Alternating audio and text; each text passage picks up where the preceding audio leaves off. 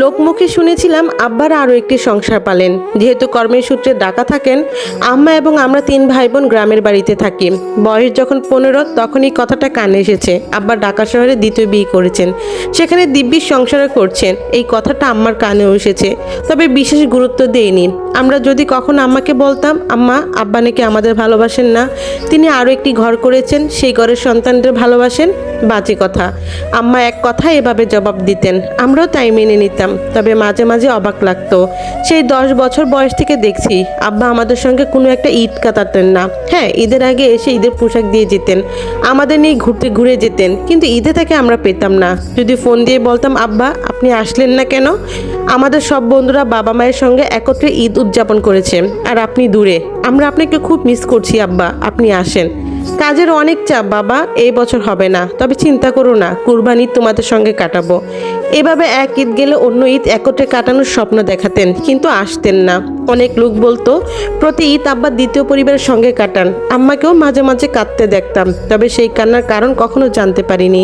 এইভাবে আমার বয়স 30-এ এসে দাঁড়ায়। আমার পর আমার একটা বোন, তার বয়স 12 বছর। আমার জন্মের 8 বছর পর সে বোন টিনা হয়, তার 4 বছর পর ছোট ভাই মুন্না হয়। এখন মুন্নার বয়স 8, আর এই বয়সে এসে আমরা ধাক্কা খাই, জীবনের সবচেয়ে বড় ধাক্কাটা খাই। মা অসুস্থ হয়ে পড়ে, যদিও আগে ছোটোখাটো অসুস্থ হতেন, কিন্তু কখনো ডাক্তার দেখাননি। গ্রামের ফার্মেসি থেকে ওষুধ কিনে কাজ চালাতেন। তবে এবার আম্মার মারাত্মক অসুখ হয়ে পড়েছে, সেজন্য আমরা আব্বাকে ফোন দিই। সে সামনের সপ্তাহে আসবে বলে জানায়, কিন্তু আম্মার অবস্থা ভালো নয়, এতটা সময় দেওয়া যাবে না। তাই আব্বার থেকে টাকা নিয়ে আমি পাশের ঘরে একটি চাচিকে নিয়ে আম্মাকে নিয়ে হাসপাতালে যাই। টিনা এবং মুন্নাকে তাদের ঘরে রেখে যায়। সে এক দুঃস্বপ্নের মতো দিন। সকাল হতে আম্মাকে হাসপাতালে নিয়ে যাওয়ার জন্য ফুপি মামিকে ফোন দিই, তবে তাদের কাজ রয়েছে, তারা আসতে পারবে না। কত হাতে পায়ে ধরেছি, অনুরোধ করেছি, কেঁদে কেঁদে বলেছি আমার আম্মার অবস্থা ভালো নয়, সত্যিই ভালো নয়, একটু আসেন, কিন্তু না, কেউ আসেনি, তাদের সময় হয়নি। তখন আম্মাকে নিয়ে আমাদের 3 ভাই বোনের দিশেহারা অবস্থা। 3 জন আম্মাকে জড়িয়ে অজরে কাঁদছি। আমাদের অবস্থা দেখে পাশের ঘরের চাচির মায়া হলো। সে এর আগেও মায়া করেছে, আমাদের রান্নাবান্না করতে সাহায্য করেছে, আমার দেখাশোনাও সাহায্য করেছে। তবে তার স্বামী একটু কঠোর মানুষ, তাই আমাদের সঙ্গে যাবার জন্য সাহস করতে পারিনি। শেষে কোনো আত্মীয় না আসায় সে আমাদের সঙ্গে যেতে রাজি হয়। চাচা এখন অফিসে, সন্ধ্যায় ফিরে আসবে, তার আগে সে বাসায় ফিরে আসবে। এই খারাপ সময় এইটুকু কণ্ঠচন করে, তার প্রতি কৃতজ্ঞতা প্রকাশ করার ভাষা ছিল না। অতঃপর আমরা হাসপাতালে গেলাম, ডাক্তার নানান রকম টেস্ট দিল। আব্বা 5,000 টাকা পাঠিয়েছিল, আমার জমা ছিল 3,000, 6,000 দিয়ে টেস্ট করালাম। টেস্ট রিপোর্ট ডাক্তার দেখে জানালো ক্যান্সার। এতদিন কোথায় ছিলাম, শেষ সময় এসেছি।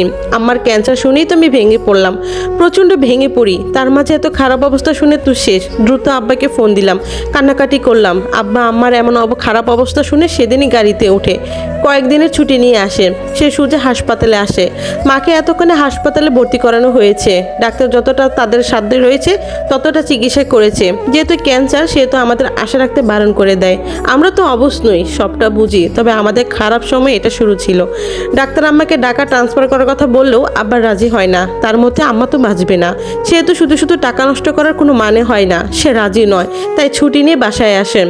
যেসব ওষুধ দেওয়ার হয়েছে তাদের যতটা যায়, আমি তো উপস্থিত ছিলাম, সবই দেখেছি, সবই শুনেছি, কিন্তু কিছু বলতে পারিনি। পয়সা যে নেই তাও বলতে চাইছিলাম, তবে আম্মা দেয়নি। আমার শরীরটা ভীষণ দুর্বল, তার কথা বলতে কষ্ট হয়, তবু সে বলে এটা আমার ভাগ্য বাবা, আমি এটা মেনে নিয়েছি, তুমিও নাও। অতঃপর ভাগ্যকে মেনে নেই, আম্মাকে নিয়ে বাসায় চলে আসি। টিনা মুন্না আম্মাকে দেখে জড়িয়ে কাঁদে। আমার এমন অবস্থা আমাদের কারোরই সহ্য হচ্ছিল না, তাই আলাদা করে আবার আব্বাকে অনুরোধ করে বললাম একবার আমাকে ঢাকা নিয়ে যাই, আল্লাহ চাইলে তো সম্ভব, হতেও পারে আল্লাহ আমাদের ডাক শুনে আমাকে রেখে গেলেন।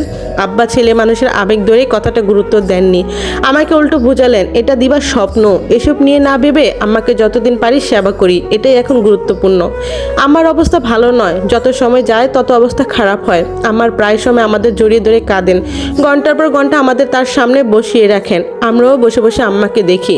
আমার চেহারার উজ্জ্বলতা আর নেই, তবু আমাদের কাছে সে সুন্দর, কখনো তাকে কুৎসিত মনে হয় না। আমরা তো মুগ্ধ হয়ে দেখতাম। এভাবে কটা দিন কেটে যায়, আবার ছুটি শেষ, সে ঢাকা যেতে চায়। আমরা অনুরোধ করে রাখি, টিনা তো পায়ে পড়ে যায়, এর দুঃসময়ে আব্বা যাতে আমাদের ছেড়ে না যায়। আব্বার আমাদের উপর মায়া হয়, সে আমাদের সাথে থাকতে রাজি হন। সেদিন সেদিন রাতে আব্বা বাইরে থাকার সময় আম্মা আমাকে কাছে ডাকেন। সেদিন আমার সঙ্গে সে তার একটা দুঃখের কথা শেয়ার করেন। আম্মা প্রথমে বললেন, তোর আব্বাকে আটকাস না, সে যাক, কাজ করুক। কথাটা বলতে গিয়ে আম্মা কেঁদে দেন। আমি তার চোখ মুছিয়ে দিই, তার কাছে বারবার জানতে চাই কোথায় কষ্ট হচ্ছে, আম্মা কেন কাঁদছে। এক সময় আম্মা বলেন, সেবার শীতের সময় 15 দিন অসুস্থ ছিলাম, মনে আছে তোর বাবা? হ্যাঁ। আমি মাথা নাড়িয়ে জবাব দিলাম। আম্মা কাঁদতে কাঁদতে বলে, সেবার তুই বারবার জানতে চাইছিলি না আমি হাসপাতালে কেন যাচ্ছি না, কেন ফার্মেসি থেকে উল্টাপাল্টা ওষুধ এনে খাই? কেন জানিস? কারণ টাকার অভাবে। তোর আব্বা আমাকে মাসে খরচ পাঠানো বন্ধ করে দেয় 5 বছর ধরে। 6 মাসে মন চাইলে 1000-5 টাকা পাঠাতো।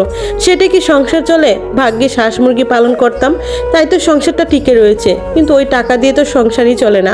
সেখানে কিভাবে চিকিৎসা করাতাম বাবা? আম্মা আজ কতটা কষ্ট পেয়ে কথা বলছেন তা বুঝতে বাকি নেই আমার। এতদিন এভাবে কত অজস্র কথাই না পেটে গোপন করে রেখেছেন, অথচ আব্বা ভালো চাকরি করে, তাও প্রতিদিন মাছ মাংস পাই না আমরা। এই অভিযোগে মুন্না টিনা কতবার খাবার না খাওয়ার বায়না করেছে। আম্মা তখনও বুঝতে দেননি এই কষ্ট। আমাদের চোখে আব্বাকে হয়তো ছোট করতে চাননি, এটা বোধ হয় তার স্ত্রীর ধর্ম। তবে আজ যখন তার স্বামীকে তার এই অবস্থা সন্তানদের পা ধরে রাখতে হচ্ছে, তখন কষ্টটা বুকে চেপে রাখতে পারলেন না, বলে দিলেন। অথবা এই ঘটনা বলে আম্মা আকারে ইঙ্গিতে জানিয়ে দিয়েছেন তার স্বামীর জন্য তার এই অবস্থা। সে এবার চিকিৎসার জন্য বারবার টাকা চেয়েছে, কিন্তু পাঠায়নি। এভাবে সবসময় রুখকে অবহেলা করে গিয়েছে আম্মা, বাধ্য হয়েছে। অথচ এই আম্মা যখন ইন্টারে আমার খরচ আমাকে চালাতে বলেছেন, মাঝে মাঝে আমার টিউশনির টাকা থেকে টাকা চাইতেন, তখন কতই না কষ্ট পেয়েছি। আমার উপর রাগও দেখিয়েছি, কারণ আমি তো জানতাম আব্বা আমাদের খরচ পাঠায়, তাতে আমরা বেশ চলতে পারি। তবে নিজের খরচ নিজেকে বহন করতে হবে কেন? এত কষ্টই বা থাকতে হবে কেন? আমাদের জীবনে বাবার অবদান ওই রমজানের ঈদের 3 মাস আগে এসে জামা কাপড় দেওয়ার অবধি ছিল। হয়তো আগে সংসার খরচ দিত, তবে আম্মার কষ্টের সামনে সেই খরচ তুচ্ছ। এক জীবনে আম্মা বহুত কষ্ট পেয়েছেন, তবে তার কষ্ট পাওয়ার আরো বাকি ছিল, তাই তো তার এই অবস্থা। তার সতীন এসেছে, হাজির হয়। লোকমুখে শোনা কথা সত্যি হয়ে যায়। আব্বার দ্বিতীয় স্ত্রী তার 11 বছরের বাচ্চাকে নিয়ে হাজির হয় এক সন্ধ্যায়।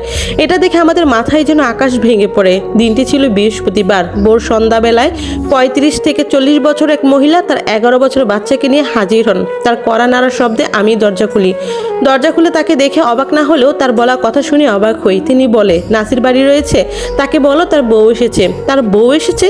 কথাটা একজন সন্তানের জন্য কতটা যন্ত্রণাদায়ক হতে পারে সেটা আমি তখনই উপলব্ধি করি। আমি বিস্ময় নিয়ে তার দিকে তাকিয়ে থাকি। সে আমার পরিস্থিতি বিন্দুমাত্র বোঝার চেষ্টা না করে ঘরের মধ্যে ঢুকে যায়। আব্বা তখন বাহিরে ছিল। বাড়িতে হুলস্থুল কাণ্ড ঘটে যায়। সবাই আমাদের ঘরে আসে। আমরা একটি বাড়িতে প্রায় 5 গৃহস্থ থাকি, মানে 5টি ঘর রয়েছে। আমার আব্বার চাচাতো ভাইদের ঘর, তারা সবাই এসে ভিড় জমায়। মহিলা নির্দ্বিধায় সবাইকে নিজে পরিচয় দেয়। তার নাম মাহমুদা, তার ছেলের নাম পলাশ, সে নাসির খানের বউ। এতদিন ভাড়া বাসায় ছিল, এখন নিজের ঘরে থাকার সময় এসেছে, সেজন্য গ্রামে চলে আসছে। এসব কথা শুনে আমার এক চাচি জানতে চায়, আপনাদের বিয়ের বয়স কত? 12 বছর। মহিলা বেশ স্বাভাবিক গলে জবাব দেয়। এসব কথা মাঝের ঘরে থাকা আমার আম্মা এবং ভাই বোনেরা শুনছিল। আম্মা টিনা এবং মুন্নাকে জড়িয়ে ধরে রেখেছে, তাদের সামনের ঘরটা আসতে দিচ্ছে না। আম্মা বোধ হয় এবার মৃত্যুর আগে মৃত্যুর যন্ত্রণা উপভোগ করলেন। তার নীরব কান্নায় সেটাই প্রমাণ পায়। আব্বাকে খবর পাঠানো হয়েছে। খবর শুনে সে দ্রুত বাসায় ফেরে। মহিলাকে দেখে খুশি হননি, বরং বিরক্ত নিয়ে বলেন, তুমি এখানে কেন এসেছো? আমি বারণ করেছিলাম না? হয় স্বামী এখানে পড়ে থাকবে আর আমি ঢাকায় পড়ে থাকবো, এটা হয়? তাছাড়া আমার ছেলের তো একটি বিটে লাগে, কতকাল ভাড়া থাকবো? মহিলার সহজ সরল মতো। লোকজন বেশি কিছু করতে পারলো না, তারা শুধু শুনিয়ে যায়। 2-1 কথা আব্বাকে বলেছিলেন, তবে বেশিক্ষণ পারলো না। আব্বা তাদের থামিয়ে দিয়ে বলেন, আপনাদের এক একজনের ঘরে রং তামাশা কম নাই, তাই এখানে দাঁড়িয়ে সার্কাস না দেখে নিজেদের ঘরে যান। আব্বার কথাটা বড্ড অপমানজনক ছিল, সেটা সবাই বুঝতে পারে। অপমানটা মেনে নিতে না পেরে সবাই চলে যায়। তবুও আব্বার 2 ভাই থেকে যান। তারা ঠান্ডা মাথায় আব্বার সঙ্গে বসার প্রস্তাব দেন। আব্বা স্পষ্ট ভাষায় বলেন, বিয়ে করেছি, এটা তো পাপ নয়, হারাম না, তাহলে সমস্যা কোথায়? আমি তো 2টো সংসারই দিব্যি চালাচ্ছি। আব্বা এরকম নানা বুঝ দিয়ে তার ভাইদের পাঠিয়ে দেন। এরা অবশ্য আপন ভাই নন, চাচাতো ভাই হন। আব্বার আপন ভাই নাই, বোন রয়েছে 3টা, 2জন মারা গিয়েছে, একজন আছে, তাকেও ইতিমধ্যে খবর পাঠানো হয়। তাতে অবশ্য বিশেষ কোনো লাভ হবে না, এসে ভাইয়ের পুরুষত্বের গুণগানই গাইবেন। তবে আমি আর এসব নিতে পারলাম না। শক্ত গলায় বললাম, আব্বা এসব কি? আপনার আরও একটি সংসার আছে? আপনি আমাদের ঠকিয়েছেন, তাও এত বছর ধরে। ঠকানো হয়নি, তোমরা ছোট ছিলে তাই জানাইনি। এটা জানানোর এত গুরুত্বপূর্ণ ছিল না মারুফ। আব্বার কথা শুনে আমার ভীষণ রাগ হয়। কেমন দায়ী সবাই জবাব দিচ্ছে, অথচ আমার আম্মা ভেতরে ঘরে শেষ হয়ে যাচ্ছেন। আমি অনেকটা রাগী গলায় বললাম, আমার আম্মার এত বছরের ভালোবাসার প্রতিদান আপনি এভাবে দিলেন আব্বা? আপনি ঠিক করেন নাই। মারুফ, রাগ করো না, তোমার আম্মা এটা সম্পর্কে জানতেন। এটা শুনে আমি হতভম্ব হয়ে গেলাম। এতদিন আমি জানতাম লোকমুখে আমার মতোই আম্মা শুনেছেন, এটা নিশ্চয়তা নাই, কিন্তু না, এটা না। আম্মা সব জানতেন। আব্বা তো তাই বলছে। আব্বা আরও বললেন, তোমার আম্মা সব মেনেও নিয়েছেন। আমি এত বছর দুটো সংসারই যথাযথভাবে সামলানোর চেষ্টা করেছি। এটা শুনে আমি কয়েক পা পিছিয়ে যাই। পরক্ষণে আম্মার কাছে ছুটে যাই, আম্মাকে জড়িয়ে ধরে কাঁদি। না, কোনো প্রশ্ন করি না, কোনো শব্দ না, শুধু নীরবে কেঁদে যাচ্ছি। আম্মাও তাই করছেন। আমার আম্মা এসব জানতেন, তাই তো প্রায় প্রায় তার বেজা চোখ দেখতাম। রাতে ঘুম ভাঙলে আমাকে বারান্দায় বসে চোখের পানি মুছতে দেখতাম। এসব যে কত বড় যন্ত্রণার তা তো জানতাম না। পরিস্থিতি কিছুটা স্বাভাবিক হয়, আমরা সত্যটা মেনে নেই। তবে ওই মহিলাই করে থাকবে সেটা মানতে চাই না, কিন্তু মহিলা যাবে না। তার স্পষ্ট জবাব, এত বছর আমি আমার হক ছেড়েছি, আর নয়। এবার আমার সন্তানের বিটের দরকার, আমার স্থায়ী মাথা গোঁজার ঠাঁই দরকার। আমি এখানেই থেকে যাব না। আব্বা তাকে নিয়ে চলে যান, আমরা এসব সহ্য করতে পারছি না। আমি খুব রাগ নিয়ে কথাটা বলি। ওপাশে টিনা আর মুন্না কাঁদছে, চোখ মুখে ভয় বিস্ময়। তারা একটু একটু ঘটনা বুঝলেও সেভাবে বুঝতে পারছে না। কথা বা ভাষার মাধ্যমে তারা তাদের হৃদয়ের কথা বোঝাতে পারছে না। আমি বড় ভাই, আমি সবই বুঝি। এদিকে আব্বাও চাচ্ছেন না মহিলা এখানে থাকুক, পলাশকে নিয়ে চলে যেতে বলেন, কিন্তু তিনি যাবেন না। অতঃপর আব্বা হার স্বীকার করেন, তাকে এখানে থাকতে বলেন। এটা শুনে আমি রেগে যাই। আব্বা আমাকে শান্ত করতে বলে, তোমার আম্মা অসুস্থ, তার দেখাশোনা করতেও তো কাউকে লাগবে, থাকুকও। তাছাড়া তোমার আম্মা তো সব জানতো, আমার আম্মার সেবা করতে কাউকে প্রয়োজন নেই। আর হ্যাঁ, আম্মা জানতো, কিন্তু কখন ওই মানুষকে দেখেনি। আজ তার জীবনে অন্তিম সময়ে এসে ওই মহিলা না আসলে খুব ক্ষতি হতো না? মরার আগে অন্তত এতটুকু সুখ নিয়ে মরতে হতো। তার দু চোখ তো আর সতীনকে দেখেনি, কানে হয়তো শুনেছে, কখনো হয়তো ভেবেছে এটা মিথ্যা। কানে শোনা কথা সত্যি হয় না, এটা ভেবেই না হয় মরতো। এতটুকু সুখ তো আম্মা ডিজার্ভ করে। আপনার সংসারে এতটা বছর এত লাঞ্ছনা বঞ্চনা বেইমানি পরও টিকে থাকার প্রতিদান হিসেবেও তো এমনটা তার পাওয়া উচিত নয়। তাও দিলেন এমন ভয়ঙ্কর প্রতিদান। এখন আবার তার যন্ত্রণা হিসেবে তাকে সারাদিন চোখের সামনে রাখতে চাচ্ছেন? বাহ বাহ, কি চমৎকার, কি কত সুন্দর। আমার রাগান্বিত গলায় বলা কথাগুলো শুনে আব্বা কিছুটা থমে যায়। সে কোনো জবাব দেয় না। এদিকে মহিলা ওইসব কথা শুনে বলে, তোমাদের বাপ ছেলের নাটক রাখো, এটা আমার অধিকার। আমি আমার স্বামীর ঘরে থাকবই। কোনো পরিস্থিতিতে আমি আমার এই সিদ্ধান্ত বদলাবো না। এটা বলে মহিলা তার ছেলের হাত ধরে বারান্দার ঘরে চলে যায়। সে বিছানায় গিয়ে শুয়ে পড়ে। আমি এদিকে আব্বার সঙ্গে তর্কে জড়িয়ে যাই। এরই মাঝে মুন্না আম্মা বলে চিৎকার দিয়ে উঠে। আমরা থেমে যাই। আমি ছুটে আম্মার কাছে যাই। আম্মা সেদিন রাতে আরো বেশি অসুস্থ হয়ে যায়। আমরা দ্রুত তাকে হাসপাতালে নিয়ে যাই। সবচেয়ে কষ্টের কথা হলো এটা, আম্মা সেদিন রাতেই মারা যায়। আমার ক্যান্সার ছিল, তার ক্যান্সারে মরার কথা ছিল, কিন্তু না, ভাগ্য তাকে হার্ট অ্যাটাকে মৃত্যু দিয়ে দিল। হাসপাতালে নেওয়ার পরে আম্মার মৃত্যু হয়। ডাক্তার চিকিৎসা করার সুযোগ পায় না, আম্মা চলে যায়। তার সাজানো গোছানো সংসারের ধ্বংস দেখে পৃথিবী মায়া ছাড়ে। যাবার সময় গাড়িতে শুধু এতটুকু বলতে পারছিল, তোর ভাই বোনদেরকে দেখে রাখিস বাবা। বুকে বহুত কষ্টে কথাটা বলেছিল। আম্মা আরও কিছু বলতে চেয়েছিল, কিন্তু পারেননি। তার ভাগ্য তাকে সেই সময় দেয়নি, সেই সুযোগ দেয়নি। আম্মার মৃত্যুর তাতে আব্বাও কাঁদলো, তবে তার কান্না আমার কানে বিশ্বের মতো বিচ্ছিল। আব্বার কান্না দেখে লোক দেখানো মনে হয়েছিল। শুধু আমার নয়, অনেকেরই এমন মনে হয়েছে।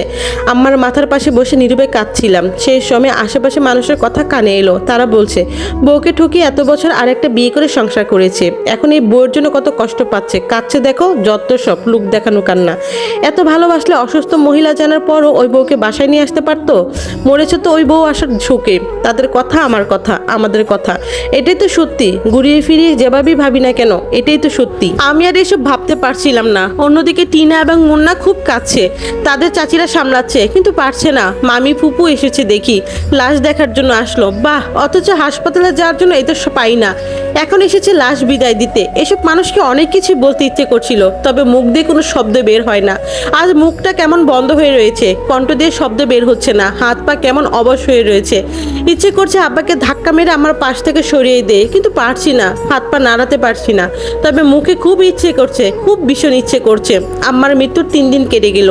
আত্মীয় স্বজন সব চলে গিয়েছে, মামা মামি রয়েছে, আজ তারাও চলে যাবে। মামি নিজেকে সামলে নিয়েছি সেদিনই, এখন সুখ করার সময় নয়। আমার মাথার উপর ভাই বোনদের দায়িত্ব রয়েছে। বড় ভাই হিসেবে দায়িত্বটা যথাযথভাবে পালন করতে হবে, তাদের আগলে নিতে হবে। মামা মামি চলে যাবার সময় ওই মহিলা অর্থাৎ আব্বার দ্বিতীয় বউ কড়া গলায় বলে, চলে যাচ্ছেন? আপনাদের ভাগ্নে ভাগ্নিকে সঙ্গে করে নিয়ে যান, কটা দিন থাকুক আপনাদের বাড়ি, ভালো লাগবে। খুব কৌশলী মহিলা আমাদের গড়ছাড়া করাতে চাচ্ছে, এটা বুঝতে বাকি নাই। আমি তাই টিনা এবং মুন্নাকে বুকের মাঝে জড়িয়ে শক্ত ধরে গলায় বললাম, আমরা কোথায় যাব না, আমরা এখানেই থাকবো, এটা আমাদের বাড়ি, আমাদের ঘর, আমার আম্মার সংসার। তর্ক করো না মারুফ, মাহমুদা তোমাদের ভালোর জন্য বলছে। আমাদের ভালো আপনাদের ভাবতে হবে না, আমরা বুঝে নিব। আপনি আপনার স্ত্রীকে নিয়ে চলে যান, এতদিন যেখানে ছিলেন সেখানে থাকেন। আমার কথায় মহিলা প্রতিবাদ করে ওঠে, তার সন্তানদের ভিটে লাগবে, সে সেটা রাখি যাবে না। এটা নিয়ে তর্ক বিতর্ক হয়। আমাদের হক নাই, মহিলার কথা, আমাদের হক রয়েছে তো। আমাদের আব্বা আমাদের কোনো বাগানে ঘর তুলে দিবে, আমরা রাজি হই না। আম্মার মৃত্যুর 3 দিনের বাসে প্রচুর ঝগড়া হয়, স্বাভাবিকভাবে আব্বা আমাদের পক্ষ নেয় না।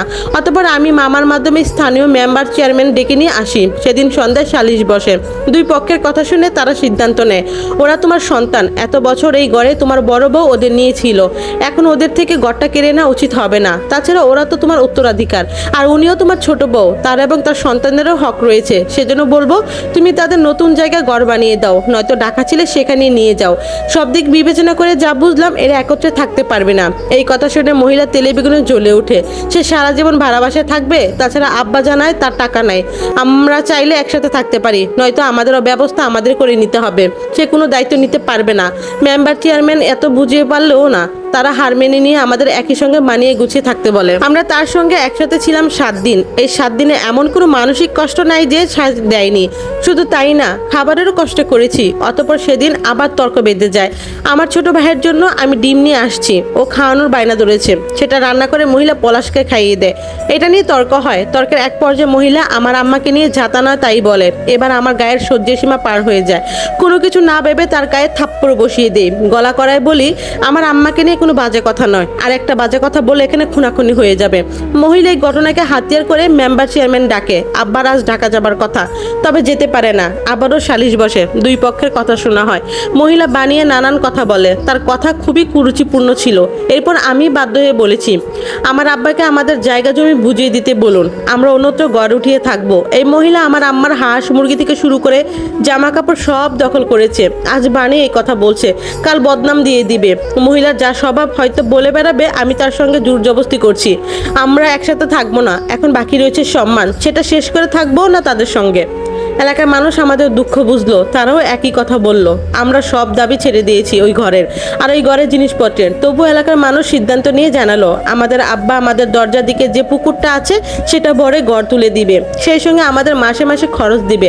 আব্বা রাজি হয়ে যায়। এটাই মহিলা খুব রেগে যায় সম্ভবত, কারণ সেদিন রাজি হলেও পরে ঘর বানিয়ে দিতে কোনো পদক্ষেপ নেয় না। এভাবে আরও 4 দিন কেটে আমার আব্বা আবার চেয়ারম্যান ধরি। এরই মাঝে আব্বা ঢাকা চলে গিয়েছিল, তাকে ফোন দিলে ধরে না।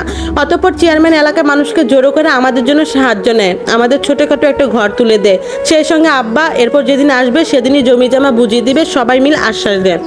আমাদের 3 ভাই বোনের নতুন সংসার শুরু হয়। আমি টিউশনের পাশাপাশি একটি কোম্পানিতে চাকরি নিই, বেতন মাত্র 8,000। তবে কাজ খুব কঠিন হলেও এই কাজ দিয়ে আমাদের চলে যাবে। আমরা আমাদের নতুন যাত্রা শুরু করলাম। টিনা এবং মুন্নাকে বাড়ির ভেতরে যেতে বারণ করে দেই। মহিলাকে আমার এক বিন্দু বিশ্বাস হয় না যে কোনো কিছু করতে পারে, তাই সাবধান করে থাকতে হবে। এভাবে মাসখানেক কেটে যায়, হাতে বেতন পাই। বেতন দিয়ে সবার প্রথমে আম্মার জন্য ছোট করে মিলাদ আয়োজন করি। সব সুন্দর চলছিল। ওই মহিলা আমাদের সঙ্গে ঝগড়া বাঁধাতে চায়, কিন্তু পারে না। আমরা সব কিছু এড়িয়ে যাই, সেজন্য বেশি কিছু করতে পারে না। ইতিমধ্যে আব্বা আসে। এলাকার লোকজন দিয়ে চাপ দিয়ে আমরা আমাদের সম্পত্তি বুঝে নিই। যদিও মহিলা তার ছেলের নামে বেশি সম্পত্তি নিতে চাইছিল, কিন্তু পারেননি। সবার চাইপে আব্বা সমস্ত জমি জমা সবাইকে বুঝিয়ে দেয়, দিতে বাধ্য হয়।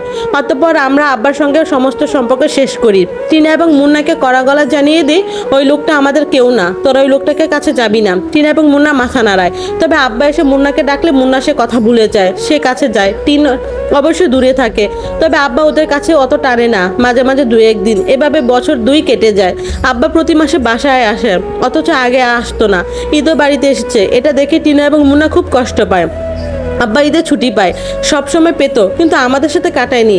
এবার বাড়ি এসেও কাটায় না। ও হ্যাঁ, কাটানো তো দূর, আমাদের ঈদে কোনো কিছু দেয়নি। মাসিক খরচ দেওয়ার কথা সেটাও তো আরও দেয়নি, যদিও আমরা এসবের আশায় বসিনি। এভাবে আরও বছর 3 কাটে। আমার বেতন বেড়েছে, প্রমোশন হয়ে কষ্টের কাজটা কমেছে, এখন একটু ভালো অবস্থানে আছি। ভাই বোন নিয়ে বেশ রয়েছে। অন্যদিকে আব্বা এবং মহিলাও ভালো রয়েছে।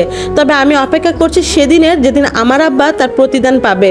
আমার আম্মা সারা জীবনের কান্না বিনিময়ে যোগ্য শাস্তি পাবে এই আশাই করেছি। আমার আশা একটা সময় পূর্ণ হয়। টিনা পড়ালেখা তেমন ভালো নয়, তার দ্বারা পড়ালেখা হবে না, এসএসসিতে ফেল করে, তাই ওর পড়ালেখার সমাপ্তি ঘটিয়ে আমি আর সবার পরামর্শে ওর বিয়ের ব্যবস্থা করি। টিনা অসম্ভব সুন্দরী ছিল, একদম আমার আম্মার মতো। আমার আম্মাও খুব সুন্দরী ছিল, আফসোস তাও তার স্বামীকে বেঁধে রাখতে পারলো না। সে যাক, আমার বোনের জন্য ভালো ঘর থেকে প্রস্তাব আসে, তবে আমি ভেবেচিন্তে অনেক দেখাশোনা করে একজন বেসরকারি ওষুধ কোম্পানির চাকরিতে করে এমন ছেলের কাছে বিয়ে দিই। বিয়েতে আমি আব্বাকে ডাকিনি, তবে টিনা ডাকলো, আমার কাছে অনুরোধ করলো যাতে আব্বা থাকে। আমি আর বাধা দেইনি, তবে আব্বা আসেননি। তার রাগ, তার মেয়ের বিয়ে, সে অন্য সব আত্মীয় মতো দাওয়াত পায়। কথাটা শুনে আমিও জবাব দেই, জন্ম দিলে তো সবাই বাপ হয় না, বাপ হতে যোগ্য লাগে, যোগ্য হলে সব আগেই জানতো। আমার কথা শুনে আব্বা ফোন কেটে দেয়। সেদিন টিনার বিয়েটা ভালো ভালো মিটে যায়। যাবার সময় টিনা আমাদের জড়িয়ে ধরে খুব কাঁদে। বড় ভাই হিসেবে আমি তার মাথায় হাত বুলিয়ে দিয়ে বলি, বুড়ি অনেক দেখে শুনে তোর বিয়ে দিয়েছি, তবু মানুষ বদলাতে পারে, মানুষ তুই বদলায়। তোর যদি কখনো মনে হয় তুই ঠকে যাচ্ছিস, এই সম্পর্ক তোর কাছে বোঝা, তবে ভাইয়াকে বলবি, আমি গিয়ে তোকে নিয়ে আসবো। বুড়ি মনে রাখিস, এই ভাইয়ের কাছে তুই কখনো বুঝা না। টিনার বিদায় বেলা শেষেই খবর এলো আমার আব্বা অ্যাক্সিডেন্ট করেছে। মহিলাও তো কান্নাকাটি করছে। আব্বাকে টাকা হাসপাতালে নেওয়া হয়, মহিলা যাবার জন্য বের হয়। কয়েকজন আমাকে যাবার কথা বলে, কিন্তু আমি যাই না। আমার এই ভাই এখানে রয়েছে, তাকে ফেলে যাওয়া তো অসম্ভব নয়, তাও অমন মানুষের জন্য কখনো না, গেলাম না। সপ্তাহখানেক পর আব্বাকে নিয়ে মহিলা এলো। আব্বার 2 পা জঘন্যভাবে জখম হয়েছে, তাই কেটে ফেলা হয়েছে। 2 পাহীন অচল আব্বা ফিরে এলো। এখানে থেকে আব্বা আমার আম্মার এক আকাশ সমান ভালোবাসার বিনিময়ে যে কষ্ট তাকে দিয়েছে তার ফল পেতে শুরু করে। বছর ঘুরতে না ঘুরতেও মহিলার সঙ্গে ঝগড়া শুরু হয়। প্রতিদিন তাদের ঝগড়া হয়। মহিলা অতিষ্ঠ, এমন অচল পালতে গিয়ে সে রাজি নয়। সে যে নোংরা গালিগালা দেয় আব্বাকে, পাশের ঘরে চাচিদের মাধ্যমে শুনছি। আব্বা এখন আমাদের আর আম্মাকে না আফসোস করে, খুব কাঁদেন। আমি বা ভাই এসবে গুরুত্ব দেইনি। সে এত অসুস্থ, তাও আমরা যাইনি, বুকে এক প্রকার পাথর জমা করেছি। ইতিমধ্যে জানতে পারি মহিলা একসাথে অনেক সম্পর্কে জড়িয়েছে। এভাবে কতদিন এই অচল দিয়ে চলে। আব্বা সব জেনেও কিছু বলতে পারে না। আরো বছর 3 কেটে যায়, আব্বার জীবন ভালো কাটছে না। মহিলা তাকে ঠকিয়ে নানানভাবে জীবন খাবার দেয় না, ঠিকমতো খাবারও দেয় না। তার সন্তানও তার মতো হয়েছে, দেখতে পারে না আব্বাকে। আমরা সবই শুনি, কিন্তু কখনো তার কাছে যাই না। মুন্না অবশ্য একবার লুকিয়ে গিয়েছিল, আমি জানি, কিন্তু চুপ রয়েছি। আমাকে এসব ভালো ভাবলে চলবে না। মুন্না পড়ালেখা খুব ভালো, আমাকে তার ভবিষ্যতের জন্য পরিশ্রম করতে হবে। এরই মাঝে খবর আসে ওই মহিলা তার ছেলে নিয়ে চলে গিয়েছে। আব্বার জন্য আরো ধাক্কা বাকি ছিল। মহিলা শুধু চলে যায়নি, বরং তাদের নামে যে জমি ছিল সব বিক্রি করে গিয়েছে। খুব শীঘ্রই আব্বাকে ঘরটাও ছাড়তে হবে। আব্বা শুনে ভেঙে পড়ে। খুব বিছানায় উঠতে পারে না, কিছু খেতে পারে না। পাশের ঘরের চাচি বরাবর একটু মায়া বেশি, তাই তিনি মাঝে মাঝে আব্বারকে খাবার দিত। তার কথা না বললে নয়, সে আমাদেরও অনেক সাহায্য করেছে। তার স্বামীকে লুকিয়ে কত খাবার খাইয়েছে। এই মহিলা না থাকলে আব্বা না খেয়েই মরতো। তবে এভাবে কতদিন এই যন্ত্রণা সহ্য করা যায়? তাই তো আব্বা একটা সিদ্ধান্ত নেয়, অনেক বড় সিদ্ধান্ত। সেটা হলো নিজেকে শেষ করে দেওয়া। অতঃপর সে নিজেকে শেষ করে দেয়। বিছানার পাশে ব্লেড ছিল, সেটা দিয়ে নিজের গলা নিজেই কাটে। আমার আম্মার সারা জীবনের কান্নার প্রতিদান স্বরূপ আব্বা তার এই জগৎটা কষ্টেই গেল, সঙ্গে পরকালও গেল। এটাই হওয়ার ছিল। আব্বার মৃত্যুর খবর শুনে মুন্না যায়, টিনাও ছুটে যায়, তবে আমি যাই না। আমি যেতে গিয়েও পারি না। বারবার চোখের সামনে আম্মার মুখটা মনে পড়ে যায়। অনেকে আম্মাকে ডাকতে এসেছিল, কিন্তু আমি যাইনি। টিনা এবং মুন্না আমাকে বুঝতে পারে, তারা আমাকে জড়িয়ে ধরে কাঁদে, তবে যাবার জন্য জোর করে না। পরিশেষে দীর্ঘ 16 বছর কেটে যায়। মুন্না ডাক্তার হয়, MBBS পাশ করার আগ পর্যন্ত অবধি আমি আমার ভাইকে কোনো কাজ করতে দেইনি, কোনো ইনকামের পথ দেখতে বলিনি।